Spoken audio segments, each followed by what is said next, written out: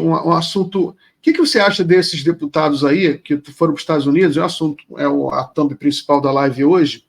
Eles foram lá para os Estados Unidos. Coloca aí, mas coloca um pouquinho do Gustavo Gayer, agora que a gente não ouviu. Coloca aí, só ouvir um pouquinho. Liberdade de expressão sendo completamente destruída por uma resolução de um ministro da nossa Suprema Corte. Tudo isso será relatado hoje. O mundo hoje vai entender que o Brasil está agindo exatamente igual à Venezuela ou até mesmo pior. Chega dessa chega dessa perseguição contra a oposição. Dizem que a Venezuela é a democracia aos olhos do mundo porque lá se persegue a oposição. Mas o que acontece no Brasil é exatamente a mesma coisa. Se persegue a oposição, então hoje aqui, naquele púlpito, a imprensa vai ficar sabendo a verdade. E hoje e amanhã teremos ainda agenda com outros congressistas, com deputados americanos, para nos ajudar a conseguirmos mais comissões. Eles trabalharam para vetar a Comissão dos Direitos Humanos, na qual nós falaremos exatamente o que está acontecendo. Preparamos o documento, preparamos os nossos tirar o som, por favor. Tudo estava pronto, mas o medo do sistema é tão grande.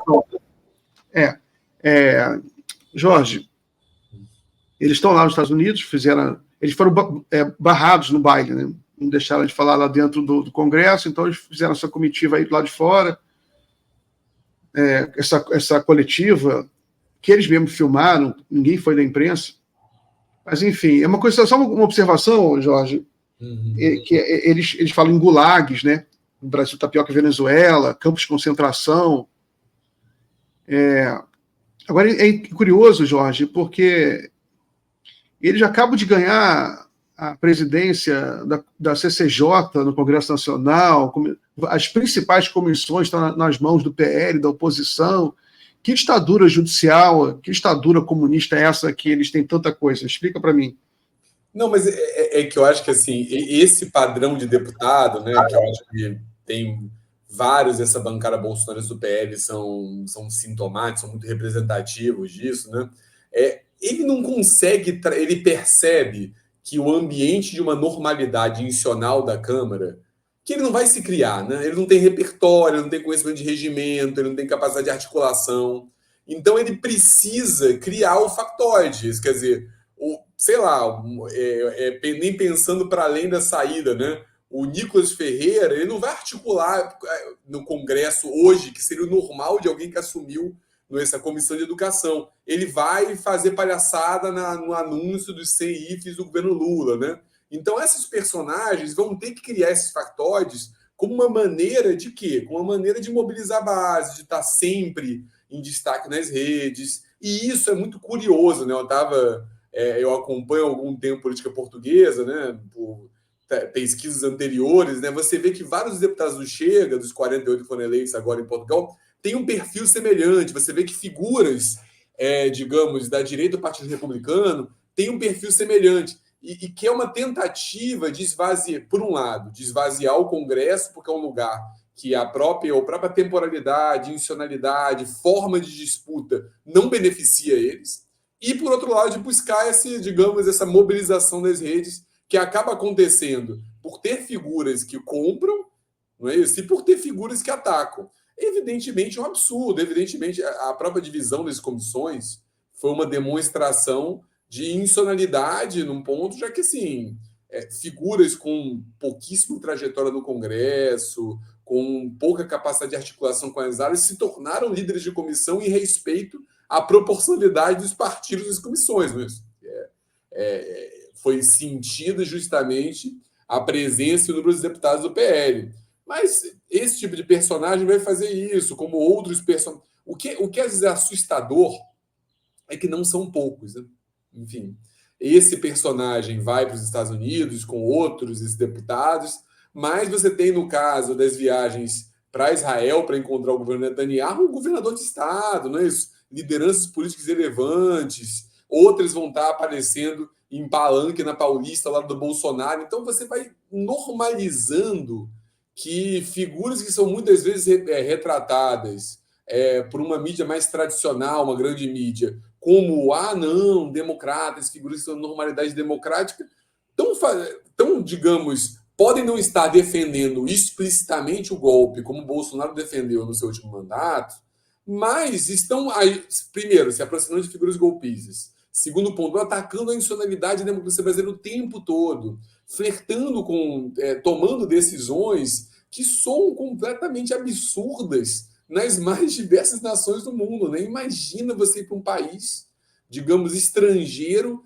pedir intervenção no seu próprio país, ou você ir num país estrangeiro buscar, digamos, criticar a política externa do seu país explicitamente no momento de tensão internacional. Então, é uma questão, assim, por um lado, é patético, como está aqui o adjetivo da chamada, mas existe algo que é preocupante, assim, porque não são meia dúzia, né? Não são poucos. Isso quer dizer, um número grande de deputados, grande da proporção que coloca isso se torna meio algo naturalizado. E naturalizado não apenas por esses personagens mais bizarros que foram eleitos pela onda bolsonarista na Câmara, mas também com governadores de Estado, com lideranças, não é isso? Importantes do cenário público nacional. Então, é de fato algo que, quando você pensa a médio prazo, você fala, nossa, para conseguir manter a rotina da nossa democracia, a gente tem que conseguir lidar com esse troço.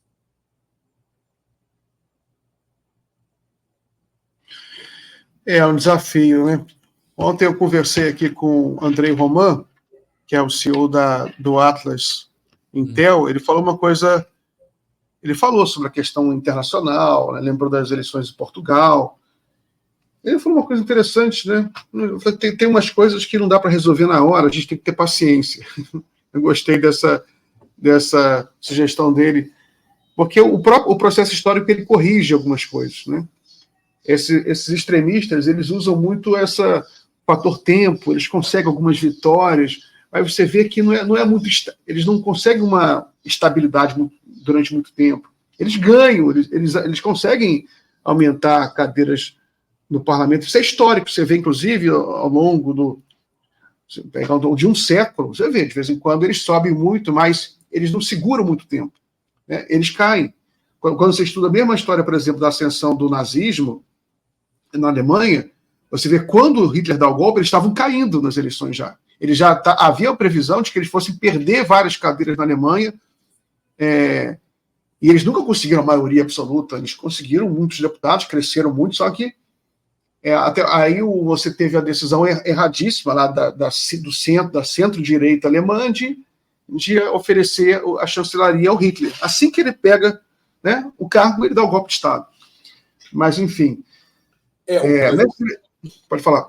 Eu acho que a questão que eu falo há algum tempo, não só eu acho que várias pessoas falam, é que justamente o problema é que quando você normaliza uma extrema-direita no debate público e nas instituições, que na primeira oportunidade que for aberta, você corre o risco do golpe não ser uma tentativa mal sucedida, como foi no 8 de janeiro com Bolsonaro. Mas o golpe dá certo. E quando você pensa a médio prazo a política, ela abre oportunidades que são da vida social e política. Vai ter crise econômica em algum momento, não é isso? Vai ter crise institucional em algum momento, vai ter governo impopular em algum momento. E aí, se o adversário, digamos, da esquerda for extrema-direita constantemente, se for tolerado que essas figuras sejam a oposição disponível ou sejam atores legítimos, uma hora o caldo entorna. Esse que é o problema, né? Eu acho que tem que ter paciência, eu concordo com o André Roman, eu acho que ninguém vai resolver isso agora, e também qualquer tentativa de cassação em massa,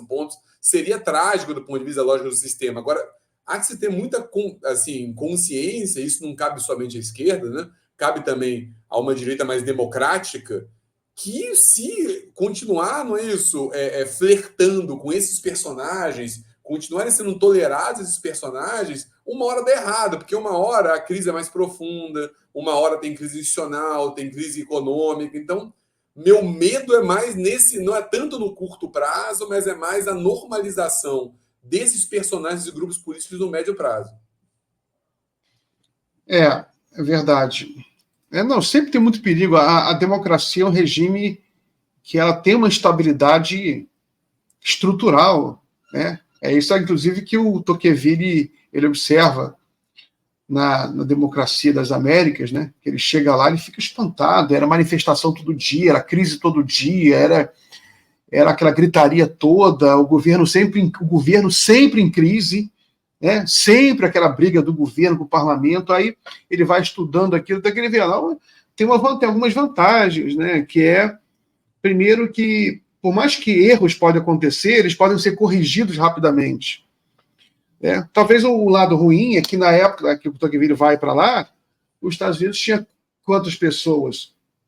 Naquela época devia ter, sei lá, 10 milhões de habitantes, sei lá, os Estados Unidos naquela época. Hoje em dia, os Estados Unidos têm 350 milhões de pessoas, é uma potência nuclear, né? Se eleger um louco, pode destruir o mundo. Mesma coisa no Brasil. Então, a democracia, ela tem que lidar com isso, né? Que é um sistema político muito instável, mas hoje em dia, em países que ficaram grandes demais, são grandes demais. Então, é uma coisa que a gente tem que corrigir.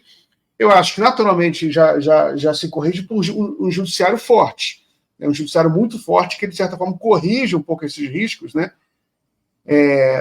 Ao mesmo tempo que embute o risco também, embute o risco tem um aspecto autoritário, por isso que ele acaba, tanto a esquerda quanto a direita vão reclamar, que o judiciário ele vai se voltar uma hora contra a esquerda, outra hora contra a direita, mas ele é um elemento de estabilidade, de certa forma, né? Porque ele evita loucuras maiores.